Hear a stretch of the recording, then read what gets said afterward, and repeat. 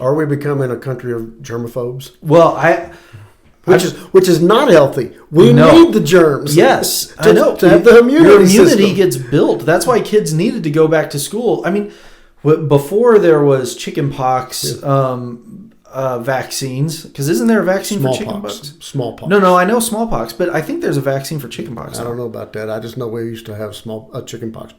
Well, yeah, but that's my point. Before they had vaccines for this stuff, parents knew when one kid got chickenpox, you all bring your kids. I just didn't keep up with it when y'all were kids because y'all all had chickenpox. Yeah, we all had chickenpox, but I don't think they had it then. But I'm pretty sure I remember my boys getting a vaccine for the chickenpox. They might. But yeah, it is healthy to actually get exposed to diseases. An anecdotal story, which you can edit out if you want later. Okay.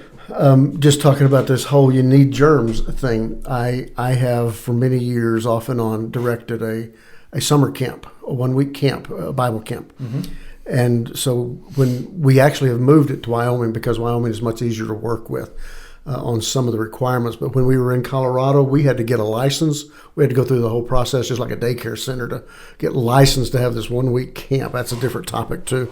But then the gal who would come and visit us, she would plan. It's not really camping anymore. Yeah, no. But and to be fair, there were things she'd point out to me that I thought that's good to know and that's important. So to be fair, but at some point I knew during the week of camp I was going to get ambushed by her. And what I mean is she was going to come without telling me when, and I had to basically stop doing everything I'm doing and just do what she wanted me to do.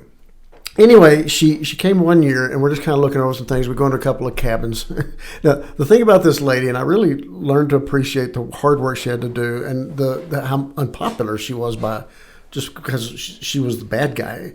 But one trait she had, she always talked to me like I should have known that. I mean, we always treated her very nicely, and she always said she appreciated us, so we got along fine. But it was hard, and we go into one of the cabins so she can look around. And in every cabin, I had made sure that we put a bottle of squirt soap in the bathroom, antibacterial. She goes, "What is this?" Well, now I'm thinking, okay, now this is definitely a test. I did not study for it, didn't know it was coming, and I'm about to flunk. So I said, well, it's soap. I figure we need it. It's camp, boys. It's a boys' camp. She said, well, you don't need this antibacterial stuff. Boys wouldn't use it. And I thought, excuse me, I think antibacterial sounds great up at camp when you got a bunch of boys running around who's not going to take a shower all week.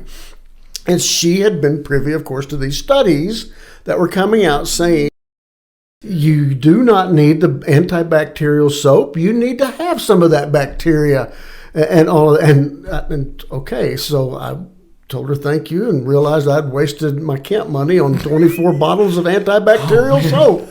But the point is that the medical industry will tell you we do not need to be a country of germaphobes. Yeah.